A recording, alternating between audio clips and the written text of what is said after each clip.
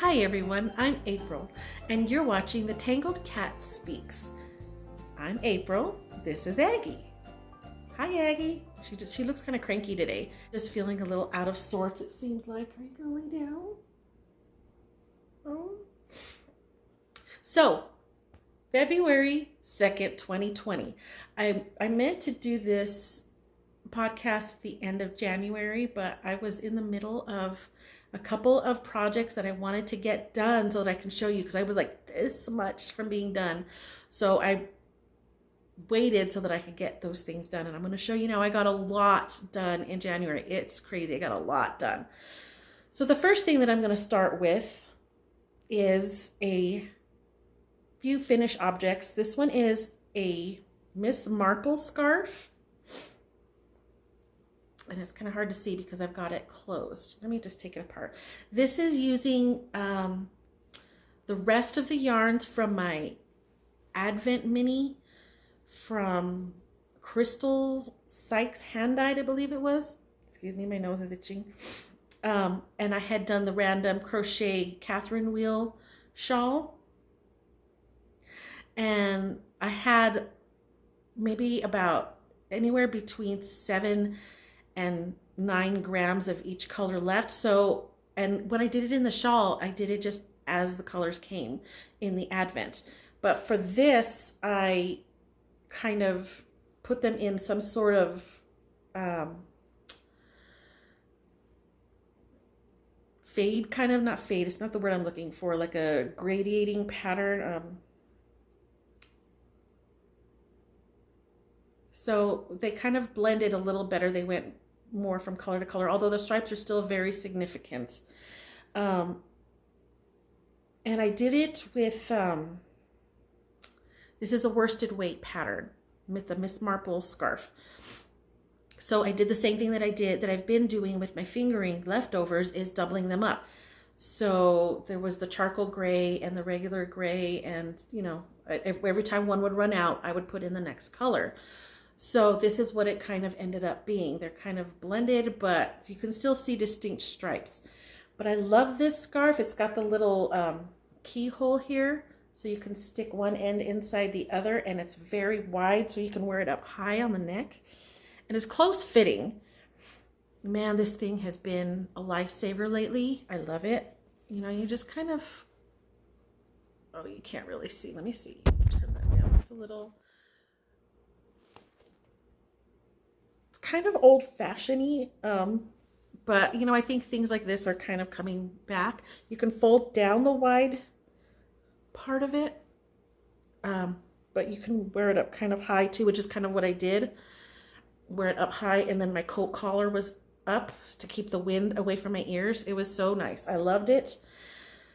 Super fun colors and just very snuggly, very bright on a cold and gloomy day. So that's my Miss Marple scarf.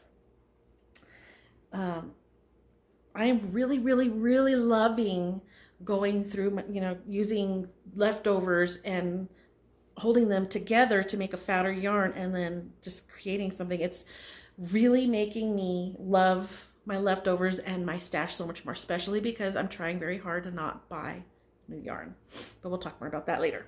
So there's the first one. I ended up with a total of 7 finished objects. The next one I'm going to kind of talk about, I don't have it here because I gifted it away.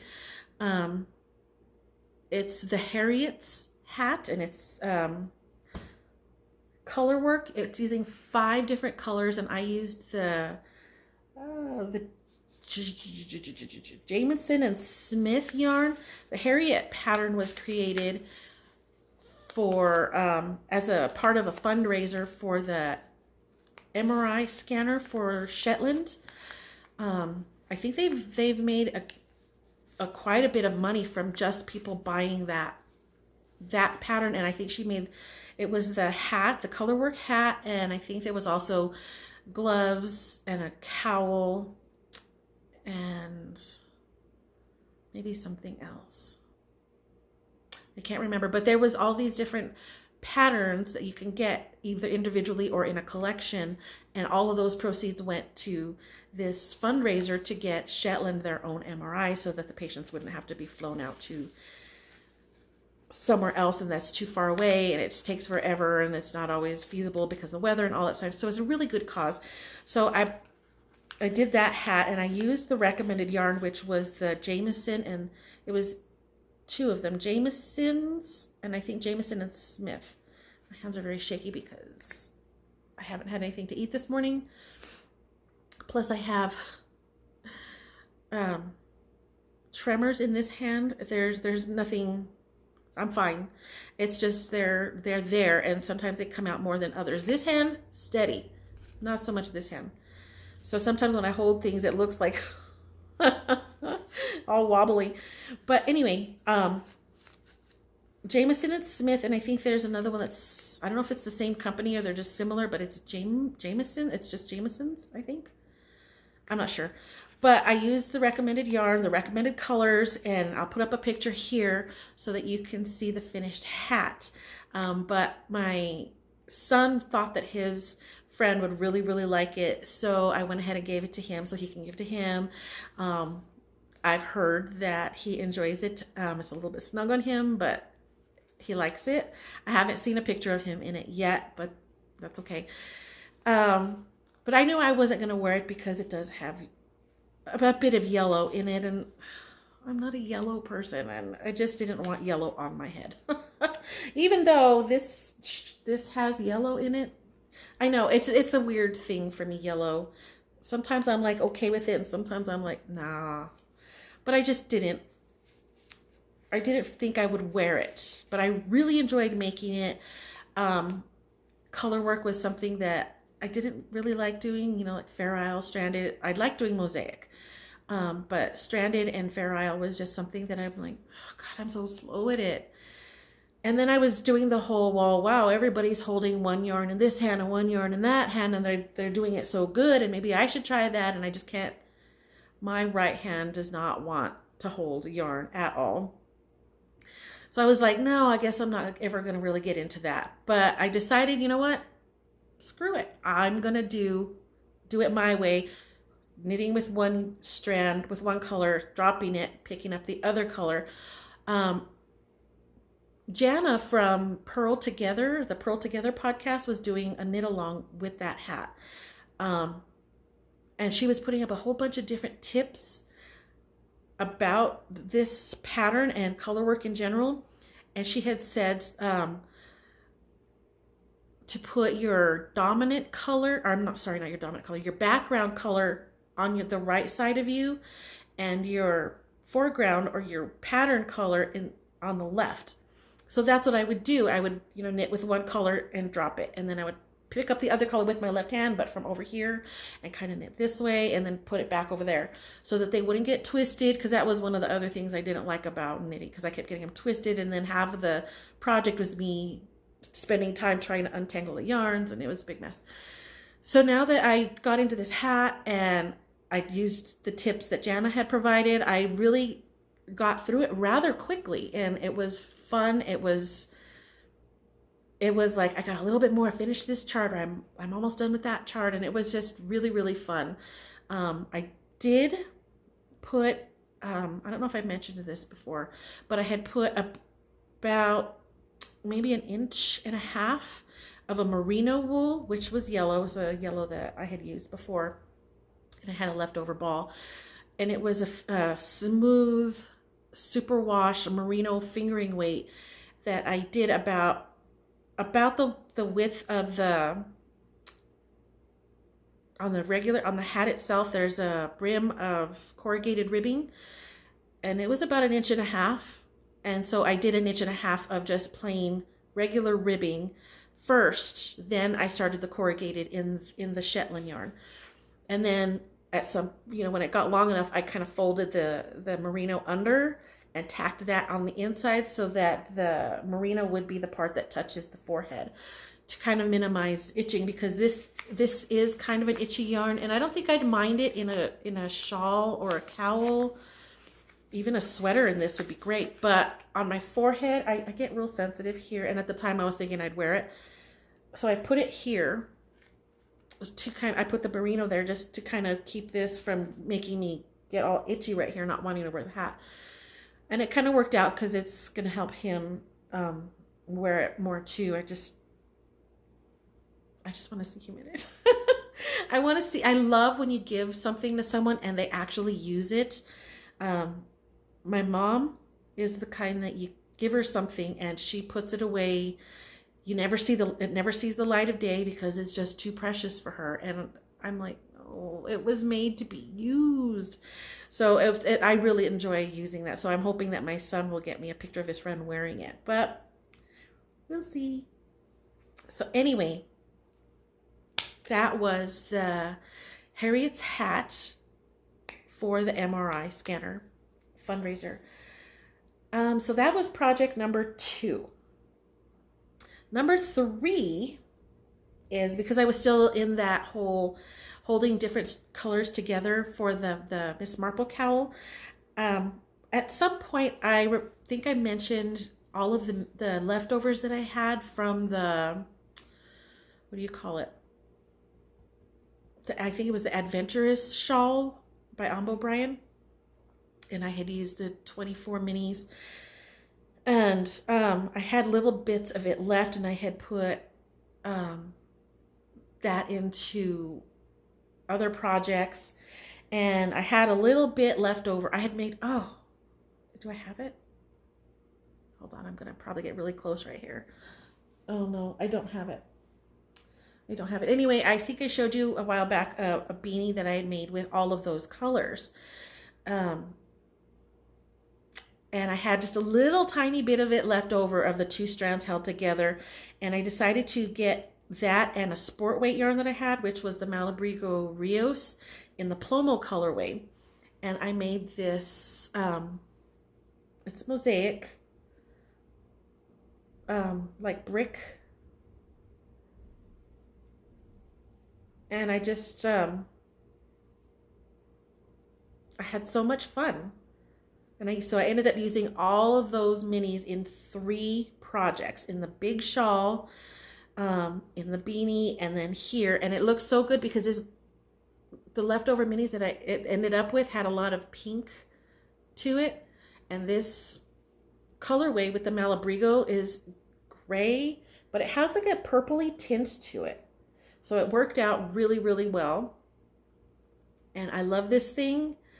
And it's so pretty, just simple ribbing on the top, 2x2. So that's another thing that I got done super quick. I think I got this done in a day. The mosaic knitting for me goes much, much faster than stranded knitting. So I got this done. And I've been wearing this. I love it so much.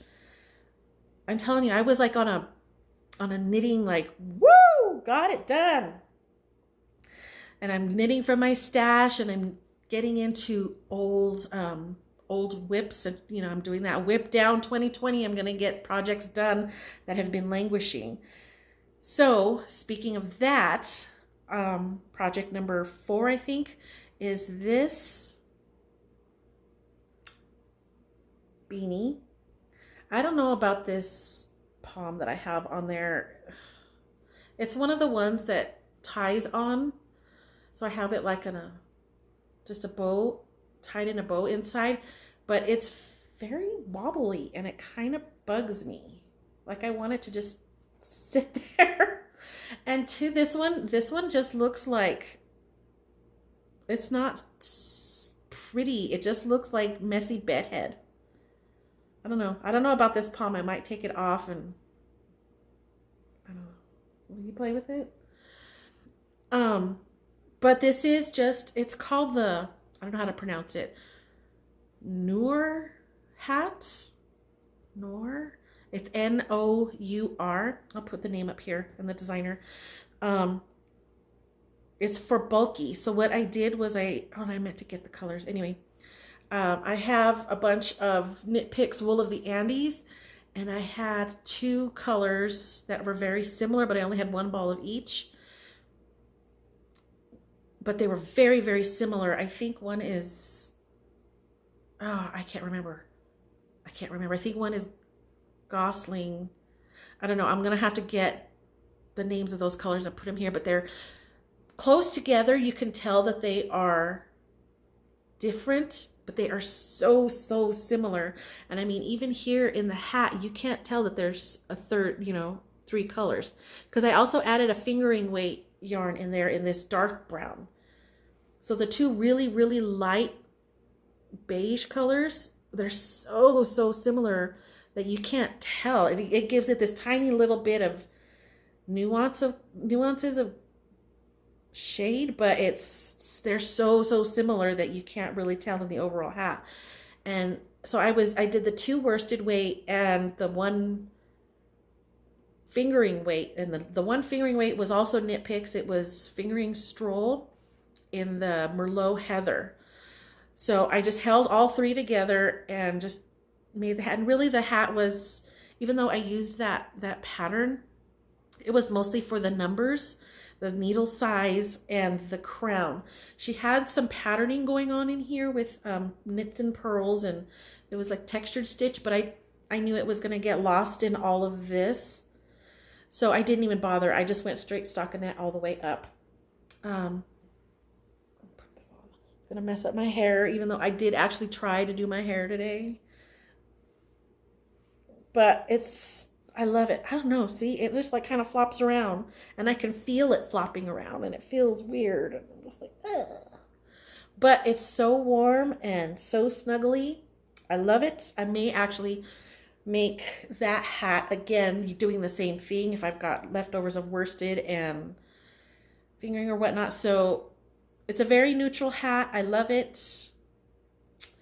I just don't know if I love this pom. Tell me what you think. I don't know. So that was that. So, and this one I had started, this is one of the whip downs, like I said. I started this the day after Christmas. So December 26th, I had started it because I had finished my 2 Advent shawls, and I'm like, what am I going to make? And I was freezing, and I'm like, oh, I'll make a hat. And then I was, blah, blah, blah. I ended up going through my stash and started it, and I got it starts on the brim, and I got maybe about this far, and then I put it down, and I don't know what happened. I put it down and didn't ever work on it, and then I decided this was going to be the first whip that I picked up and finished because it would be super easy, and it was. The rest of the hat took me a day. So super quick, super cool, very snuggly, very warm. Yay! Okay. So that's 1, 2, 4. Let's do another whip, because that's going to lead into a newer one.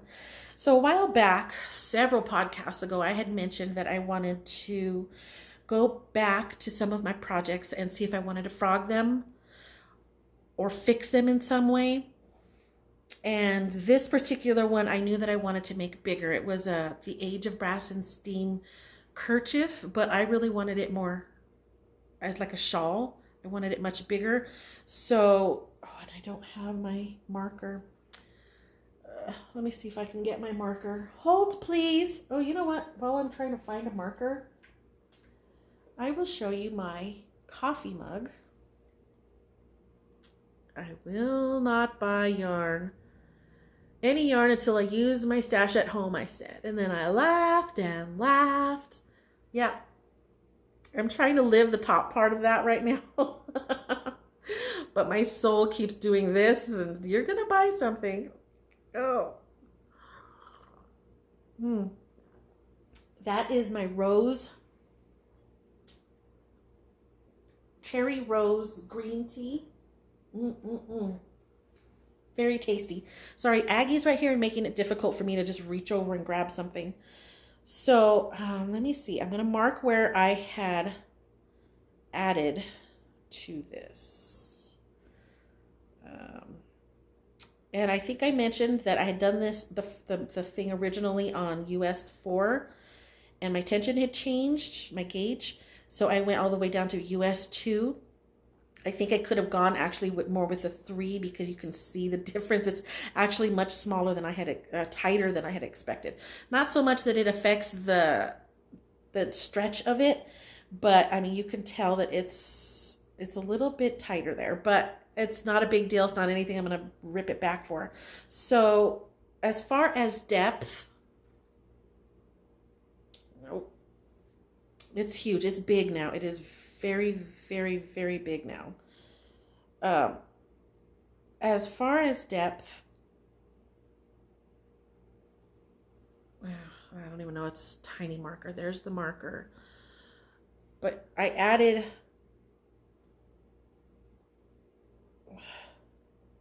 it's hard to see as far as where I was. So if you look at the eyelet rows, there's an eyelet row right here, and an eyelet row here, and an eyelet row up here. So this is where I had originally ended it.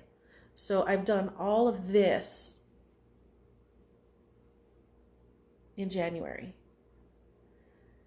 And so that added depth, but it also added wingspan. And look at how sheer that is. You can see my silhouette through it.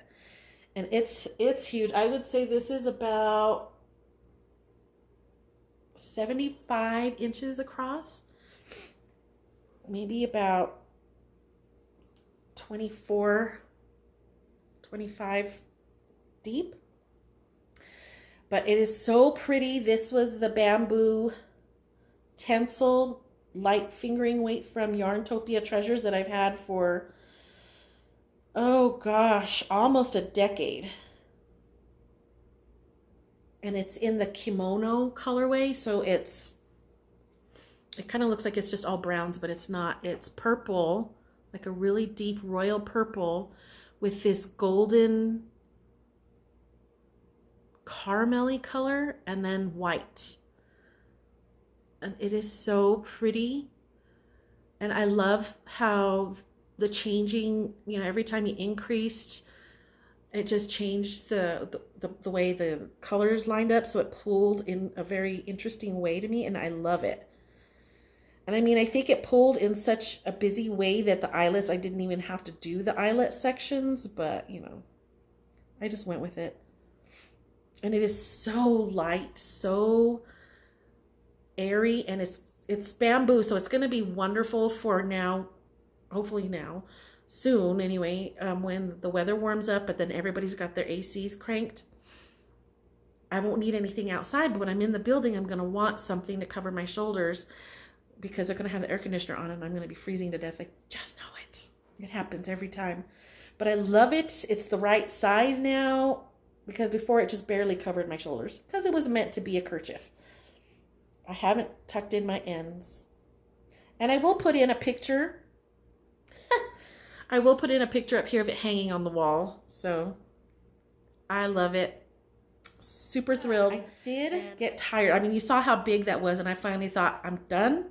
I'm calling this one finished. Yay. Whip number 2. A whip from before 2020 is done. But that led me to a new project.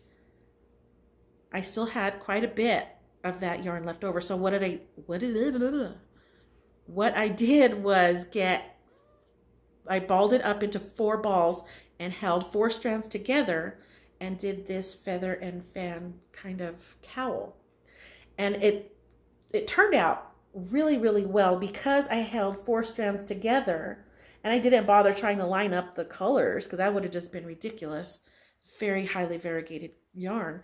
So I just let them fall however, but because it did that, it kind of muted the colors. It didn't pull. And I like that. You can see the feather and fan kind of design really well. So I made a cowl and it's much heavier because it is 4 strands. And it's just a up close to the neck kind of cowl.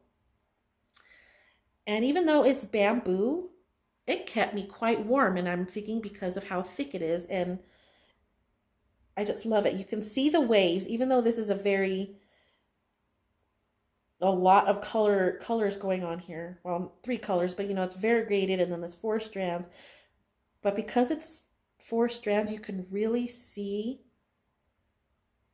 the design better. I think it wouldn't have looked as pretty in the Feather and Fan design, just single strand. It would have pulled and it would have taken away, I think, from the pretty featheriness of it. Feathering, I'm making words. I'm going to write my own dictionary. But I really, really like it, and I love how it kind of muted itself. So the purple and the gold and the white kind of blended a little more, and it almost looks like an antique gold. I just love it. I very, very much love this. It's got a nice weight to it, and you just feel snuggled up in it. Even though it's bamboo, it was really keeping me warm.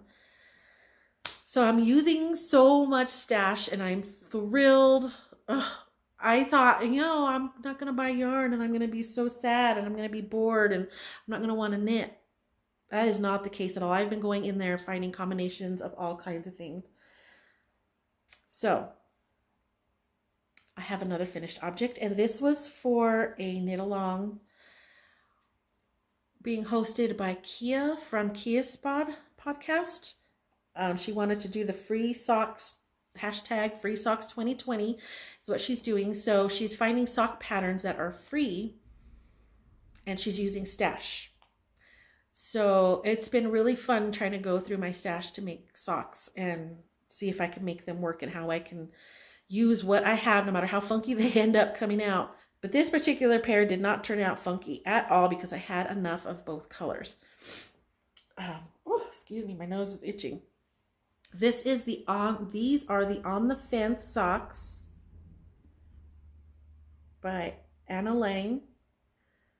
And I love them so much. And I'm just like into color work lately. Sorry, Aggie, I almost bonked you on the head. I'm into color work lately, and like I said, I never really got into it, but with doing that Harriet's hat, it really got me into a nice, comfortable groove of how to do stranding my way without trying to live up to other people's expectations, people who are never going to actually see me knit my color work, and it came out even, it came out a good tension, they don't suck in, and they're not too tight. The only modification that I made on these socks, because it was the normal wedge toe, I made a round toe, and I think I'm loving this round toe much better.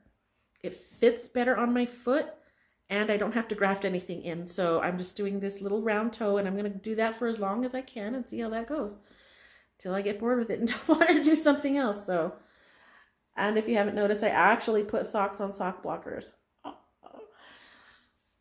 I don't know, part of me doesn't want to wear these yet until I finish the year of doing these a free sock pattern a month for the whole year. But I don't know, they're so pretty. I love them. So Kia she picked another sock pattern. I think they're called the Woodland Walk socks, which is, it looks like it's a single color. I mean, you don't have to use a single color, but it looks in the pictures as a single color with a leafy lace pattern going down. I think it's one side of the sock. So that's the one that she chose, and I may get to that soon, but she also posted her own sock pattern on Ravelry, which is called Spring Hearts Socks. So I'm going to shift gears just a little bit here into current whips. Like, I don't know what I want to call this. So her Spring Heart Socks is a color work, and I'm telling you, color work for days. I'm doing it, and I'm loving it. I love this pattern. I'm actually doing she did hers in a really light gray, a dark green, and then the hearts were like a fuchsia pink. So this background color on her socks is the lighter color, and this here is the darker color. But because I really loved how this color here looks against the navy. I decided to reverse the dark and the light, and it's coming out so pretty. I'm loving it. I can't wait to see them done. So again, these are yarns from my stash. This is, I'm going to have to do some research and put the name of the dyer and the yarn up here, the name of the color and everything. I'm pretty sure this was something I got off of Etsy a long time ago. I don't remember, but I love it. This one is a navy, kind of looks black, but it's navy. And this is Stroll, Fingering Stroll, and it's in the navy colorway. Now this one doesn't have a name. This one was one of the ones that I had bought to go into the adventurous shawl that I did for Christmas 2018. And I was buying all kinds of minis, and I bought a bunch of them off of Etsy, and it's called Yarn to You. And she's in the Czech Republic. And I bought tons and tons of kits, like 4 sets of 4 minis. And I bought some individual single ones from her, and I loved all her colors, but this one just didn't seem to fit into that shawl. You know, because I was buying minis randomly. I wasn't buying them at the time. I knew I wanted to do some sort of advent or mini project, but I didn't really know how I wanted it to work. So I was just buying minis like crazy throughout all of 2018. And then when it came time to do the project, I kind of laid them out and, you know, tried to see what order I wanted them. And some of them didn't make the cut. This was one. I mean, it's really pretty. It's yellowy, orangey, fuchsia. It's got some deep purples in there. And I just love, and I knew that even if I wanted to do the light as the background, this wasn't going to show up as vibrant against this, because they're, as far as light and dark, these don't have that much contrast, whereas these ones do.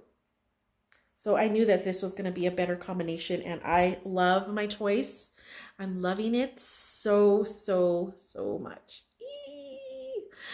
So, this is made on 72 stitches. She called for a 2.25 millimeter needle, and I'm doing mine on 2.5. Because because of the color work, she went, I knew that this was going to be better for me on that, for my gauge. And I think I probably could have gone up to a 2.75. Did I say that right? I'm on a 2.5. She did 2.25, but I probably could have gone up to the 2.75 just because they're a little bit, they fit, and I can get them over my foot comfortably, over my heel, all of that. But they're just the slightest bit stretched on my leg. Not too much to where it just looks all distorted, but it's a little bit, it could have been a little bit of a looser tension, so I could have gone up the other needle size. But again, it's not something that I'm going to worry about. It's not terrible. It's not even all that noticeable, except to me up close. I did modify her charts a little bit. I did this and this and this according to what she had.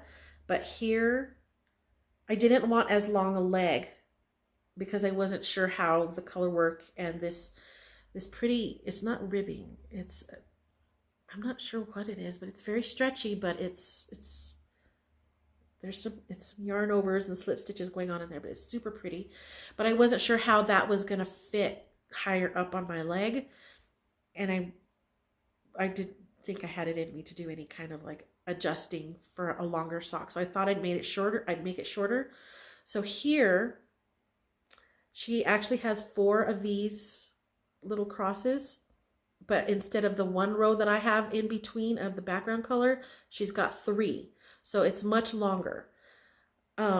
And I didn't want that, so I just took out one of the cross sections and I only put one in between. So that's that's the one change that one of the changes I made. The other change is she's got an Eye of Partridge heel, and I'm only doing the standard slip stitch heel. I love, love, love how Eye of Partridge looks, but it depends on the yarn. Like in this yarn, because it's kind of what do you call it? Tonal. So it's got shades of light and dark and very dark, and it's even got little blips of black in there, or like a dark gray. The Eye of Partridge wasn't really showing up, and Eye of Partridge for me is hard to keep track of my rows. So I thought I'm just gonna do it in the straight regular slip stitch heel, which is fine. I think it's gonna look pretty. I'm loving it. I'm loving it, loving it, loving it. And it looks like it's a wedge toe. I think it's a wedge toe also in that pattern, but I'll probably do the round toe when I get there. We'll see how it works out. She's got some striping going on in the gusset and all kinds of stuff. So hopefully I can understand her pattern. So far it's been pretty straightforward, but trying to read further on, I'm kind of getting a little bit lost, but I'm not familiar with making colorwork socks. So I'm having to really look at it and try to decipher it and see how it works out. But I'm not going to stress too much about it. I'm just going to kind of go along. And I've got the other one. I meant to do these tandem, and then I got so excited with the color work that I was going to do this section and then this on this sock. And then I was going to do this section and then do it on this sock. And then I was going to do this section and then do it on this sock. But I got so caught up in how pretty these were turning out, I couldn't stop. I was up till 1 in the morning last night. I had started these yesterday afternoon. I was up till 1 in the morning, you know, not nonstop. I was doing other things, but finally I had to tell myself, go to bed, lady. My hands were just getting really tired after all that. But I'm using my 9-inch circulars, the Chow Goo. I love using my 9-inch circulars, so super happy with this sock. I can't wait. And if I finish these before the end of the month, then I am going to do the other ones that she had recommended for the Free Sock 2020. I think they're called Woodland Walk socks. I believe that's what they're called. So I will get to those, and I'm not sure what yarn I'm going to use for that yet, but I'm going to have fun shopping in my own yarn room. I've really, really, really been enjoying it. I thought I was going to be like dying to buy new yarn, like almost instantly, but I'm fine. I'm fine. The only thing, and I will admit, this is the one thing I said, I'm not going to like completely tie myself down and say, nope, this is a restriction. You can't do it. If there is something that comes along that is unique or something that I can't get anywhere else, it's just going to be something super, super special, then I might give in. Well, I give in because Emma from Woolly Mammoth Fibers had been talking for a while about some fleece that she had gotten from a nearby farm, and then she had taken that to go get spun up at a mill in Wales, South Wales, I think she said. And they spun it up for her in a fingering weight, and it's called Jacobs. I guess it was from a Jacobs sheeps. And it was a limited thing, and I've never, I don't really know a lot about things other than merino or superwash merino. I've done a little bit of alpaca. I actually have quite a bit of yak. I haven't knit a whole lot with it. But some of these other fibers, I don't really know a whole lot about, and I've been wanting to try. So when she said this, I'm like, you know what? That is something special. That is something that I'm not going to get readily. So I went ahead and bought 6 of these. I only got 1 here, but the other 5 are in my room. But it's a fingering weight, and I believe that these sheep were different shades of white, gray, brown, and black. But spun up, it's this really pretty heathered, like a medium gray. And I love it. And it is kind of rustic, but not any more so than the Shetland, which is another one that I was super excited to buy in 2019 because Shetland yarn, Shetland wool, I've never had that before. And it's on the same scratchiness level as that. So it's not gonna bother me. It's scratchy, but it's not so much so that I'm gonna break out or anything. So this is the tag. Woolly Mammoth Fiber Co. limited edition. And let's see. So 100 grams, 399.5 meters. Am I reading that right? I'm trying to read backwards. So that's how much is that in yards? I am very bad at conversions. But it's 100% Jacob's wool from Northern Ireland. If I can't actually go to Ireland yet, I can have some real Irish yarn. So I was super excited about that. That is what I don't feel guilty about buying yarn, even though I said I'm not going to buy yarn in 2020. This is something that I'm not going to get readily. I bought 6 so that I'm sure to have enough to make something. I'm excited. I think I want to do a sweater, a cardigan maybe. I don't know. I honestly don't know, but I have plenty. I have enough to make something for sure. So very thrilled about that. So that is the only purchase that I've made, and hopefully it's the only purchase I'm going to make in a long while. I really, really am loving my stash right now. So speaking of other yarns, wait, before I do that, let me go ahead and show you what I'm doing with the rest of that Jamieson's wool. Because I didn't use, oh, it's stuck. I didn't hardly use, excuse me. I had a lot left over of each color, I think. The white was the one that I had the least. It was, I can't show you the balls because they're kind of tangled up on the floor. But these are the colors that were in the Harriet's hat. So there was this bright blue, this yellow, this more aqua color, white, and then, let's see, there's this other, it's like a darker, I don't have it, it's on the floor. It's like a darker version of, in this here it looks gray, but it's a darker version of this aqua. So it's like a darker aqua. So I had a bunch left over. I had a lot of the yellow, a lot of the white. I knew I wasn't going to wear a hat, especially with this much yellow, but I thought I'd play around with color work to get my practice in. So I realized when I still had the hat, I was so happy with how it turned out. I was walking around and I got up to get more tea, and I realized I still had the hat in my hand, the Harriet's hat, and I was looking at it and it fit just perfect over the little teapot that I have, and I thought, it could be a tea cozy.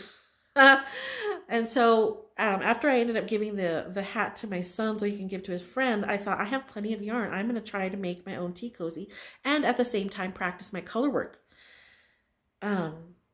So this is what I came up with. This was basically kind of like the corrugated ribbing down here, but then I added a row of the blue, and then I did more of that. So it ended up like window panes. And this here was just one row of, it was blue, white, blue, white, blue, white, and then on the next row was white, blue, white, blue, white, blue. So it kind of made that checkered effect.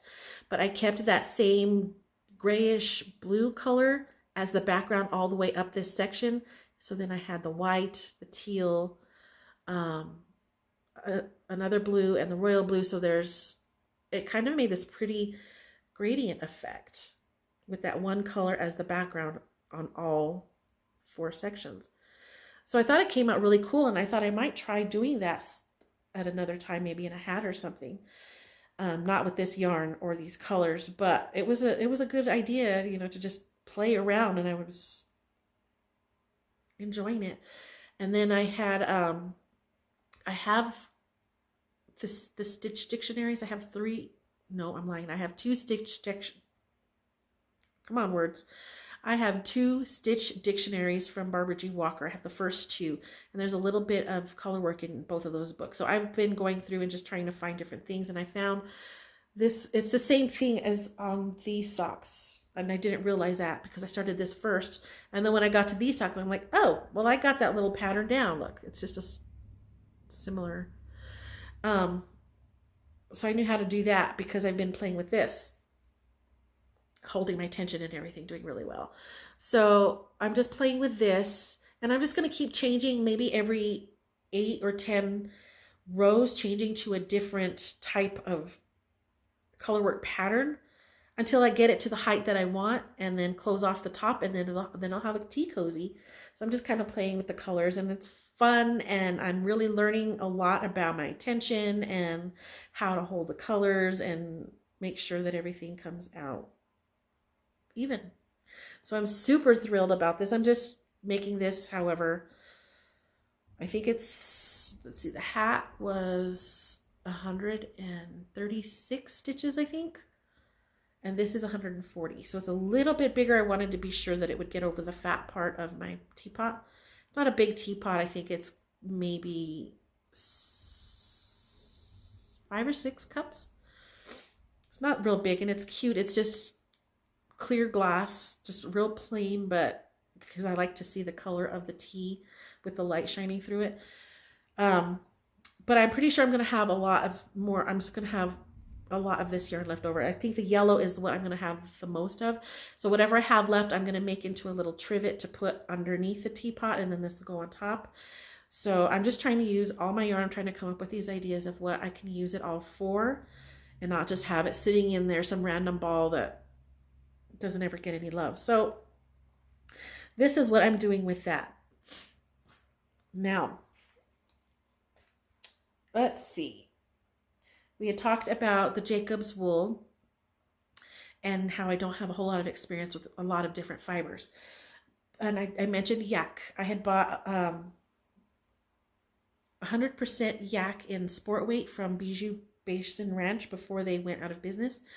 Bought a whole bunch in light gray, dark gray, and their natural cream color. But then right at the end, they had some yak and cormo. I don't know what cormo is. I want to say Corriedale and maybe merino. I don't know. But it's that mixed with the yak. And it's like a DK worsted weight. And I bought, I mean, she had them seriously discounted, and I bought 40 skeins. So I have a bunch to play with. So I thought the other day I was making tea, and I had some hibiscus tea that I didn't really care for. It's got too much of a tang in it for me, and I don't really care for it. So I had this box, and it's been sitting up there for months, and I'm just like, I don't want to drink that tea. And so I thought, you know what? It turns the water red. I'm going to try it as a dye. So, oh, nuts. Hold on. I might have to cut this part out because I'm going to reach over and find the bare one.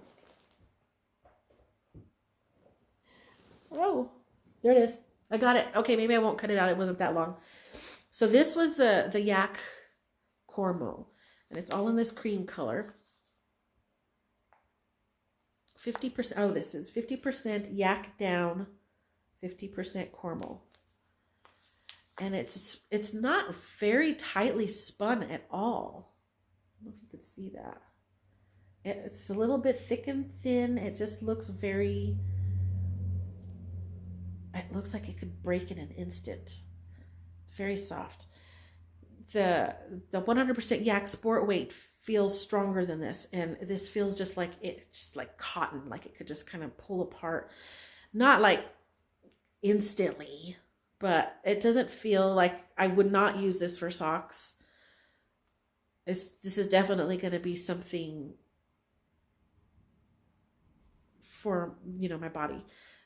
So I'm thinking a sweater, because what I did was with that hibiscus yarn, I thought I think it was a box of 18 and I had 15 left because I tried 3 times to drink that yarn.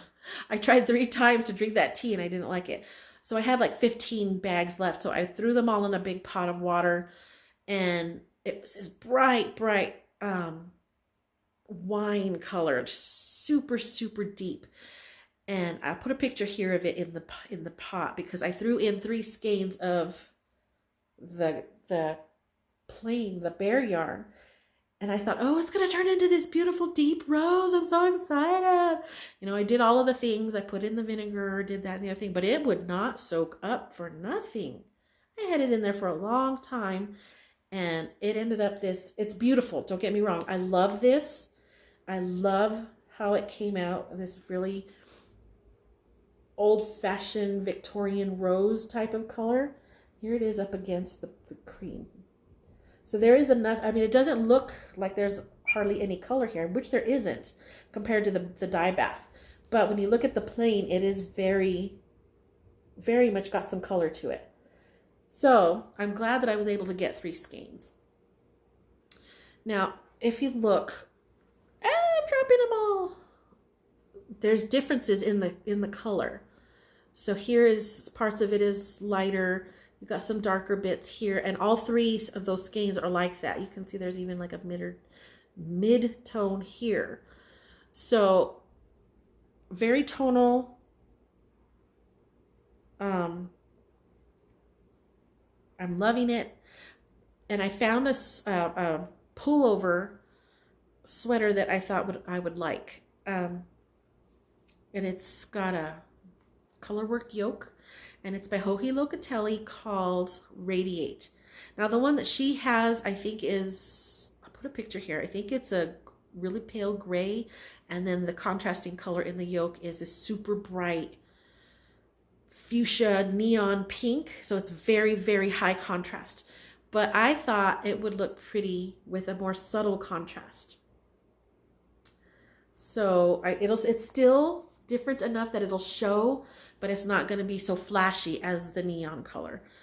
So that's what I want to do with this. I think I have enough to do the yoke in my size.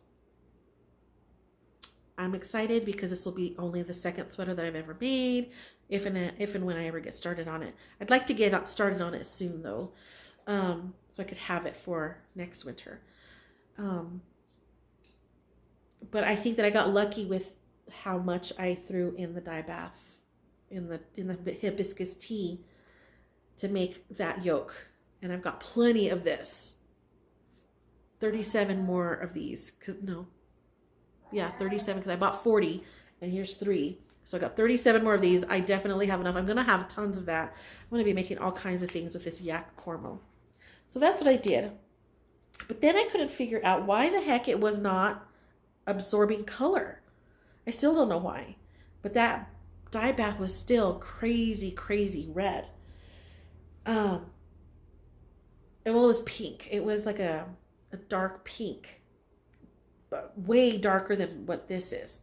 So I got some leftover yarns that have been sitting around. The rest of this I threw into that pink dye bath. So I don't have any more of this. It's in something else I'm going to show you. And then I had that yellow from On Luna Time by Amber Crawley, Maker's Haven, from the book box that I got from her. And again, I'm not a big yellow fan. I used the yellow in a shawl, but I had about half of that skein left. That was the yellow that I put on the inside of the Harriet's hat brim. But I still had a lot left, and it was in cake form.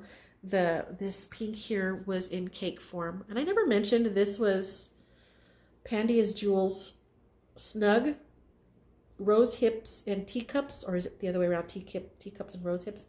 And then this was the dark roast. Anyway, back to my story. So I had this leftover still in like a loose cake form because I had been using it. So it was a loose cake. That yellow was in a loose cake, and there was a blue very similar to this. It was a blue similar to this that I had used in that same shawl that I used that yellow in.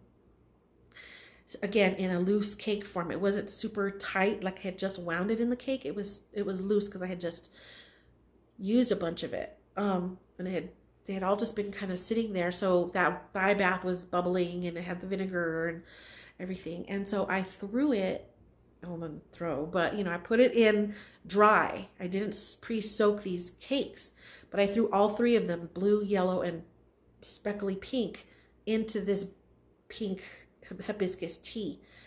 And I also got I had a tiny little bit of the Wilton's food coloring in the burgundy colorway. I had a smidge in there. So I got some of that hot dye bath water, swirled it around, and dumped the rest in there. So I had a little bit more depth of color. And so I got these 3 partial cakes and put them into the water, pushed them down, got all the air out, made sure that they were as saturated as they could be, and they were submerged. And then I just left them. And I knew what that was going to do. I knew that the outside was going to get most of the color on each of those little cakes. The inside was going to have less color, so it was going to make kind of like an ombre color, from the red into the original color of that cake on the inside. So it worked out so perfect, and because I was thinking, well, they're going to be in the same burgundy. Hopefully they end up feeling like they belong in the same family. And lo and behold, they totally did. And I'm going to show a picture here of the yarn after I took it out and put it on the Swift to dry. And you can see it's kind of like a sunset color. The burgundy just tied the blue, yellow, and pink in. And so this is it in the cake. And I think I put this on my Instagram. This was the yellow, and as you got further out, it got darker into more like an orangey color, and then into this burgundy, or like a dark rust. And then here, I added the dark end of the pink, which was deep burgundy, and then into the lighter of the pink, and then the lighter ended up with this bluey purpley from the blue skein, and then the outside is like this plum color. And it looks very much like a sunset to me. And I am so pleased. I'm so happy about how this turned out. It's about total with the 3 skeins together, it's about 135 grams. So it's a little hard to judge the yardage because the blue and the pink speckly yarn were both from skeins that were 462 yards per 100 grams, where the yellow yarn was 400 yards per 100 grams. So that one, the yardage is a little bit different, and even the twist is a little bit different on that yellow compared to the other 2. But they're close enough to where it's fine. You don't see a difference, much of a difference, and I don't really care that they're not the exact types of yarn. They're similar enough to me to make me happy. So I've started a shawl, very lacy. This is the beginnings of the Sabrina shawl, and you can see how it's already starting to fade from where it was mostly yellow. And even the yellow is a different yellow than what it originally was. Even though it's still yellow, it's more like a cornmeal yellow as opposed to the brighter yellow that it was. So it did get some of the color, but just not as much as the rest of it. And you can see where the hibiscus and the burgundy food coloring started to come in. I'm so excited. This is going to be a big shawl. The pattern is huge. So she gives you 2 versions. One is less lacy than the other. and I chose the one that's more lacy. And she has the left side of the center stitch. This is the center stitch here going down the spine. This whole side here is 2 charts. It's so wide. Let me see. It's so wide. This is 2 pieces of paper. I've got them taped, and then I've had them folded until I get to the higher parts where I'm going to need the other part. But right here, I'm here right now. So I have it folded so it's not so cumbersome. But this is only half of the shawl. So you work one, you do the center spine stitch, and then you do this again on the other side. So she tells you have to print it out because it's just not easy to read on my notepad. It's not easy on my notebook, whatever. It's not easy to read. You have to print it out and tape them together. But so far it's very intuitive. I'm sorry, but you're trying to get on my yarn and I don't need your claws in that. Okay, sorry. Forgive me, queen. So I lost my train of thought. Thanks, Aki. But no, it's very intuitive. It's easy to do. It's going by, I know I'm still at the very early beginnings, but it's going by rather quickly. And like I said, I'm using fingering weight yarn. This is a US 7, which I think is a 4.5 millimeter. So it's going by really quickly. It feels good to have something on this size of needle for when using my 9-inch circular on this tiny needle. You know, when my hands get tired of doing this for a while, it feels good to go to this. So super excited about that. I can't wait to see how this yarn looks all knit up in this lacy. And I searched and searched lacy shawls. I knew that I couldn't get it too lacy because I knew it was going to do this. I knew it wasn't going to be like a solid yarn and then solid yellow blending into a solid burgundy or whatever. I knew it was going to have these splotches of color. So I knew that I couldn't get it too lacy, but this one has big patches of filled in spots, I guess, as opposed to the yarn overs. See, this looks like a leaf pattern, but they're rather large. If I'd have gotten something that was much more delicate lace, I think that would the color would have totally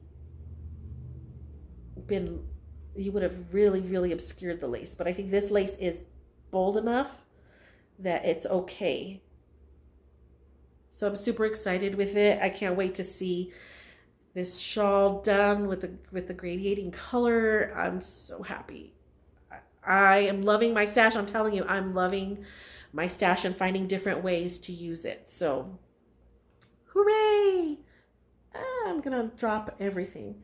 So I think that is all for knitting.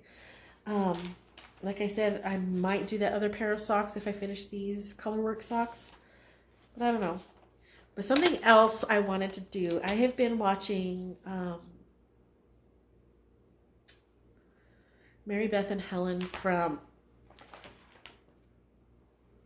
I can never remember the name of their podcast. Is it Toad Hollow? Crafty Toads? I know that they, like one of them, the website is called one and their podcast is called the other, but I get so confused. So Mary Beth and Helen, Crafty Toads, Toad Hollow, they've been doing cross stitch. I'm sorry, I bumped you. They've been doing cross stitch and I've been just like, every time I see it, I was like, I haven't done cross stitch in almost 30 years.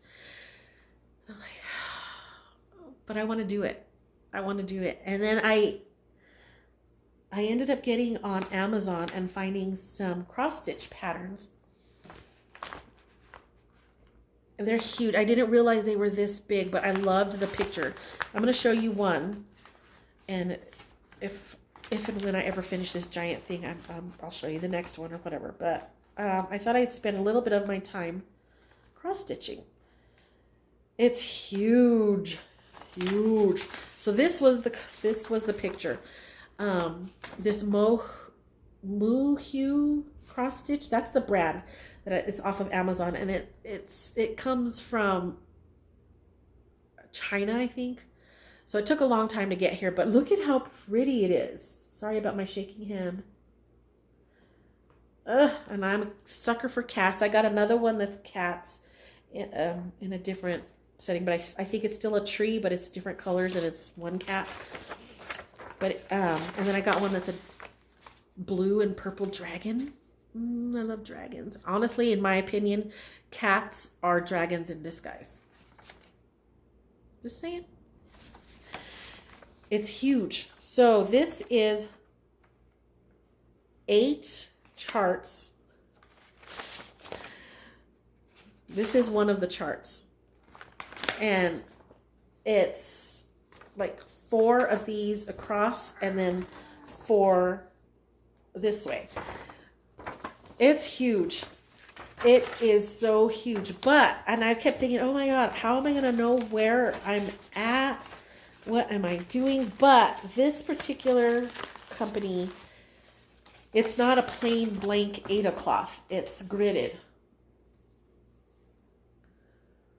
So, and these grid marks correspond to the grid marks on the pattern. So it makes it really easy to know where you are.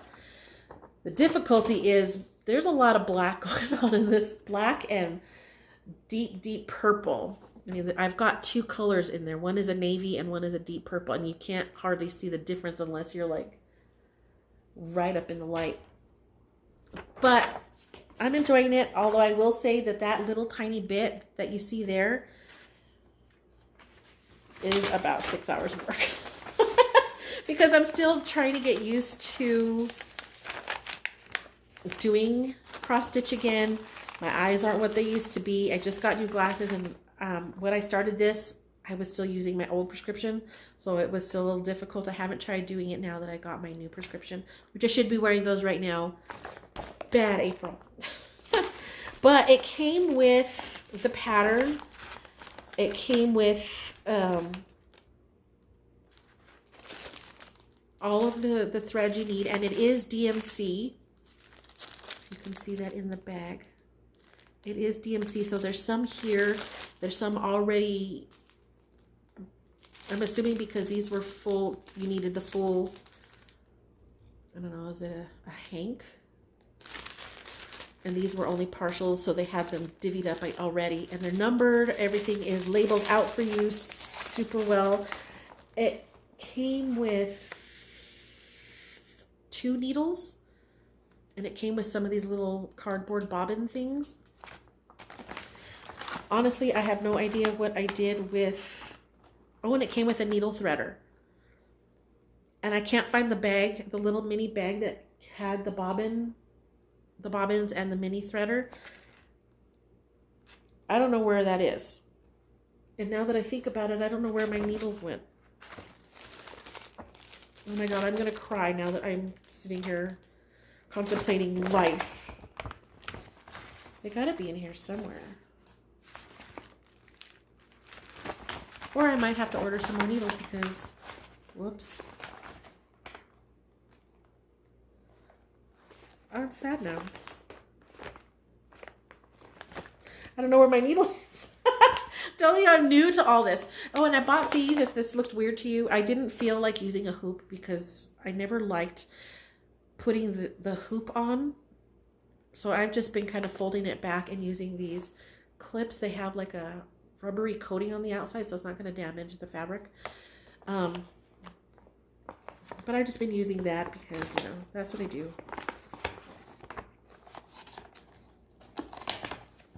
I'm so bummed right now. Where's my needles? Where's my yarn thread? Where's my bobbins? Oh, my life. But thanks to the beautiful girls over at Toad Hollow, I'm trying to do cross stitching. Now, like I said, this is huge. This may take me the rest of my given life to get it done. Who knows? But I've got 3 other ones that I bought off of Amazon. So we'll see. I probably should have started with something smaller and more instant gratification kind of thing, you know, to just do a little thing here and there and maybe make ornaments out of it or something. But no, I went full on all the way. So real quick, I know this is getting crazy long. I just had a whole lot done this month. It's ridiculous. I'm gonna get into a few books that I did. Audio. I listened to Cat's Eye by Andre Norton. It's an older, I want to say 80s. She writes a lot of science fiction, and this is a very short book, less than maybe around 250-ish pages, if it was in book, but I did it on audio. It was pretty interesting. I got it because it was dealing with cats in space. The cats play a small role in it. But I believe that it's the first of two books together. The next one is The Masks of something. I can't remember. But that one I couldn't find on audio. But it's on ebook. So it's an ebook that I'm going to get as soon as I finish the one I'm doing. But it's really short, so I'm super excited about that. So Cat's Eye by Andre Norton. Speaking of ebooks, I finished Goddess Interrupted by Amy Carter, and these are the ones I was mentioning are contemporary stories based on the Greek gods and goddesses. They're given different kind of roles, very loosely based on their mythology, but it's interesting. And then there was Goddess Legacy, the next in that series. So I read that, which was actually more of a collection of shorter backstories for some of these characters, which was really cool. I'm now reading the last one in this series called Goddess Inheritance. It's really fun, young adults fluff. You know, I really am. It's easy to read. I like it. Is it profound? No, but I really am enjoying it. Speaking of something that I really enjoyed, that I kind of found, maybe not profound, but it was kind of deep for me, was East of the Sun, West of the Moon, which I was mentioning is kind of like a Beauty and the Beast kind of thing. It's basically this young woman rather, a big bear comes and says, hey, you know, come with me. Your family will be taken care of, but you need to come with me. You're going to stay with me forever. We're going to live together. He endears himself to her. She comes to really love having him around. But for him, it's more of a, you're my true love. I've always known about you, this kind of thing. And he's actually a man that's under some sort of spell, and only in the darkness of the moon can he be seen as human, but she can't know that. She has to love him as he is, so she doesn't know. But he comes in and watches her sleep one time while he's in human form and accidentally gets caught. So that kind of throws off the whole, I can never be human now because you saw me before it was time. So he goes away and she's like, no, we went through all of this. I've been with you all this time. I'm going to find you. Well, he lives in some castle that is east of the sun, west of the moon. And she asks the four winds help her to try to get to this place that only the magical beings that are the winds can get to. And so she goes through this big, long, arduous journey to go find him. And it's interesting because along the way, her feelings as to why she's going changes. She doesn't ever say, I'm not going to go anymore, but her reasons for going change. And it was very interesting to me. And it seems like it's about the bear, the man that's cursed to be a bear, but it's about her and her maturity, how she changes. And it's a very short book full of beautiful little illustrations.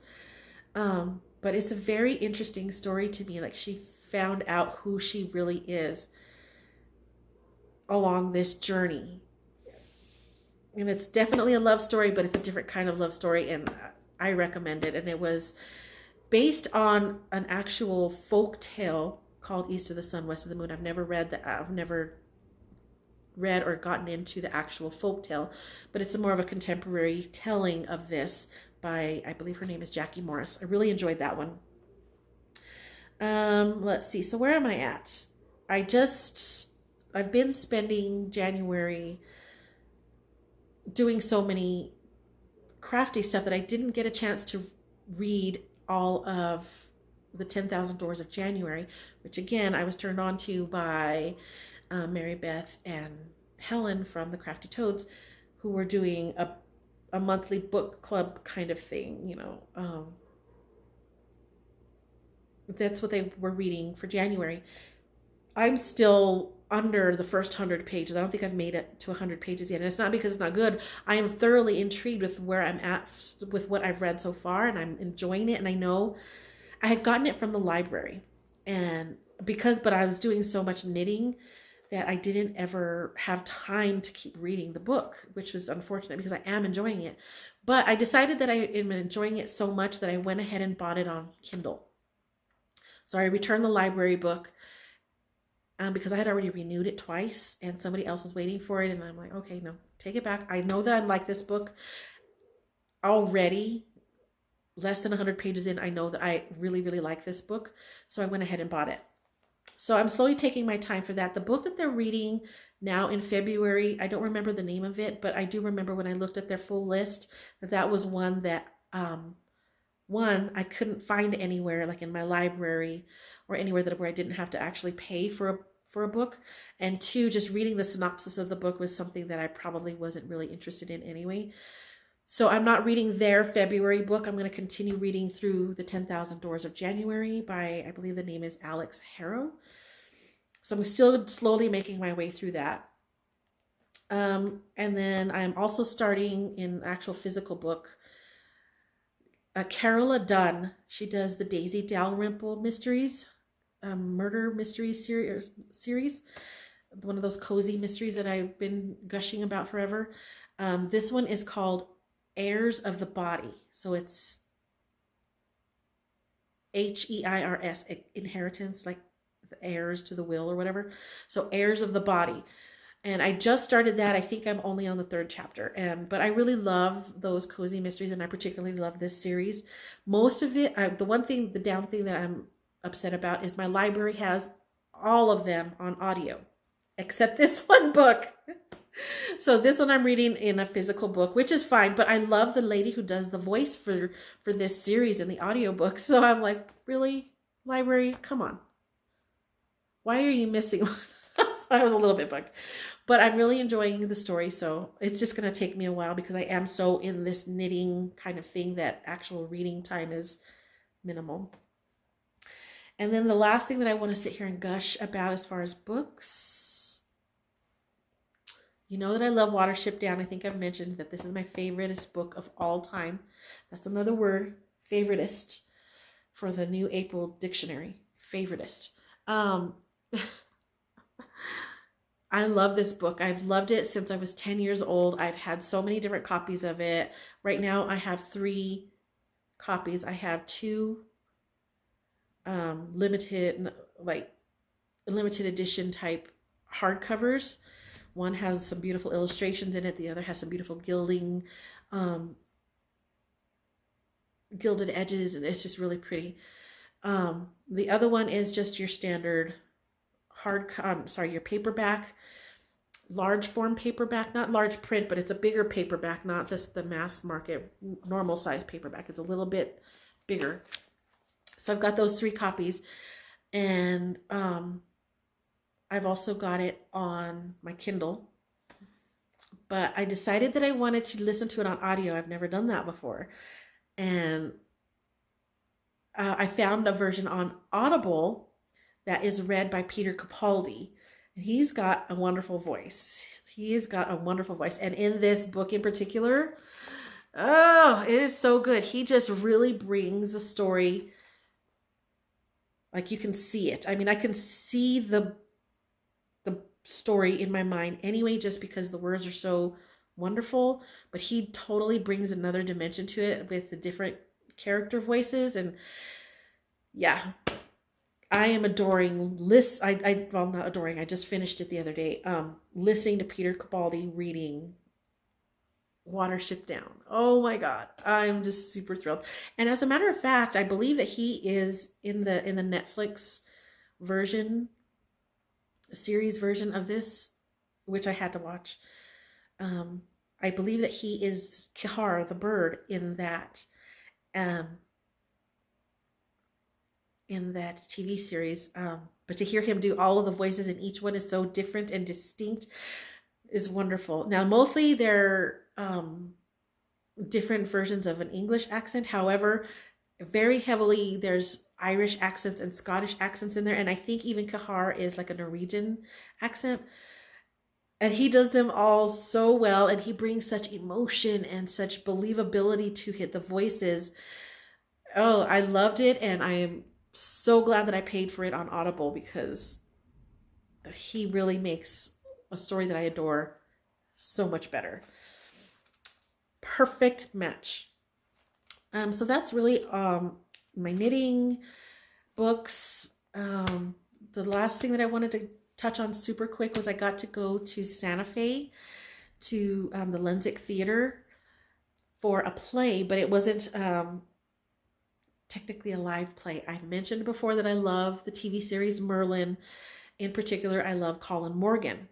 And I've watched all of that series 8,000 times at least. And I've, okay, 5, but I look for movies that he's been in, and there's some that are kind of obscure, kind of hard to find. But I love the way that Colin Morgan acts. He's a very good actor to me. Very subtle, but compelling. It's very, his style is very interesting. I even have a recorded version of a live play of The Tempest where he played Ariel, the fairy Ariel. Amazing job. But I've always wanted to see him in a live performance, but he's always over in London. That's where he does most of his stage work. So I'm like, oh, I was lucky that I found The Tempest. But there's several plays that I've read reviews on and stuff where they weren't recorded. There's nothing that I can do. I can't ever see those, so I'm bummed about that. But I love him as an actor. And so at the Lensic, they were doing a screening of a recording of the live performance of All My Sons. And it was even better because it's not just about Colin Morgan in that. It's Bill Pullman and Sally Field are the main characters. And I thought, wow, this is going to be so much talent, and it's just going to be so good. And knowing Sally Field, I knew I was going to cry. Whatever I didn't know what All My Sons was. But I figured Sally Field is in it, I'm going to cry. She makes me cry. So I guess they recorded that performance live in London, but then they sent it out to certain theaters, to select theaters to play, like a screening.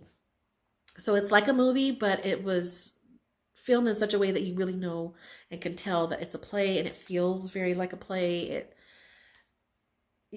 The screen is big enough to where, you forget that you're not watching a live performance of people actually in front of you. It was really, really well done. The play itself was amazing. Yeah, watching Colin Morgan live like that is just, he is a very underrated talent in today's acting world. I think he needs to get more credit for what he does. He's amazing. And Sally Field, she made me cry almost immediately. I cried several times. It's a very interesting story about kind of hard to explain. It's about a family and their dynamics, and one son did not ever come back from World War II. The other son did. He's got a lot of that survivor guilt kind of thing going on. The mom doesn't ever want to believe that the other son died because nobody ever found his body, and she's refusing to believe. She keeps thinking and hoping and wishing that he's going to come home, even though it's been 3 years. Everybody keeps trying to convince her to let it go. She refuses, and then it turns out there's a big compelling reason. The father, Bill Pullman, is a manufacturer of airplane engines, I think. And he makes a lot of money, and selling those engines to the military, blah blah blah. And it ends up being this more convoluted than what it seems, and it has a lot to do with making money or doing the right thing, telling the truth or covering it up, living a lie, and letting other people live a lie that they don't even know that they're living a lie. And then the gravity of it all, when that comes to light. And it was very, very deep. And like I said, it set just after World War II. So, and it was written, I don't even know when it was written. It was written quite a while ago, though, definitely. But it rings true to a lot of the themes of it ring true today. Money, doing what's right, cover-ups. It's amazing. It was really, really well done, and I really liked these actors in this performance. And my main reason for wanting to see it, was Colin Morgan, but the whole performance was amazing. Jenna Coleman was in it too, and I believe she's the one who played Queen Victoria in the Victoria TV series.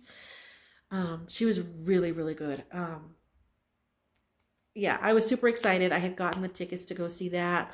My son went with me, and I didn't think that he would actually like it, but he was nice enough to go with me. And it turned out that it was really moving for him too. It really rang true to everybody in the audience. And it was just so good. So that's what I did. That's my January. I'm going to get to work on some more of these new projects and see how much I can get done. I do have a whip that I want to work on for February. Hopefully I can get that done. I finished 2 old whips. And when I say whips, it's usually that I'm meaning that when I say whip down, those are anything that was started before 2020. So as far as whip down, I've got a shawl that I've been working on since, I think, like August, July. It's super easy, but I just kind of lost speed on it, lost momentum. So I'm almost done with that. Hopefully I can get another whip done as well. And then everything else will be these newer projects that I've just recently started. So that's what I'm going to be doing for February. I don't know how much of that cross stitch I'll be getting done because it's so huge. And it's so tiny. The holes and the thread and everything is so tiny. It's something that I got to get back into the flow of doing, but I don't have a deadline for that, so that's cool. But it was kind of fun delving into something like that again after almost 30 years. Yeah, so I am just going to straighten things up. I'm going to get this edited and uploaded, and then I'm going to put on the Super Bowl. My mom's favorite football team is the 49ers. And she's not with me today. She's hanging out with other family members today. So I'm sure they're watching that with her and they're all cheering her on. It's been a while since the 49ers have been to the Super Bowl, and I'm sure she's super excited. So I'm going to watch it, cheer her on from here, and I'm just going to have a good time. So it looks like I'm getting a phone call from my daughter right now. So I'm going to say goodbye. Thank you so much for spending your time with me. Thank you for coming back. Thank you for anybody who signed up new. Oh, real quick, I forgot to mention, I was mentioning Kia Spot earlier, and I'm doing the free socks 2020, but I did want to mention that she called me out the other day, um, a few weeks ago on one of her podcasts. I happened to win a prize on her show, and I was so thankful for that. It's a pair of Norwegian style mittens, and I really want to get to those. That's one of the other things that I want to get to. But I won a prize from her, and I was super excited. And then she happened to notice that I have a podcast too, so she called me out. I say called out, but that sounds like a fight. She shouted me out, I guess is the way you say it. The Tangled Cat Speaks podcast. So I know that I got a few new viewers because of her, and I appreciate that. Thank you, Kia. Thank you to all new subscribers. I appreciate you, and I hope to see you back. So I will let you all go about the rest of your day, and we'll see you next time. Bye.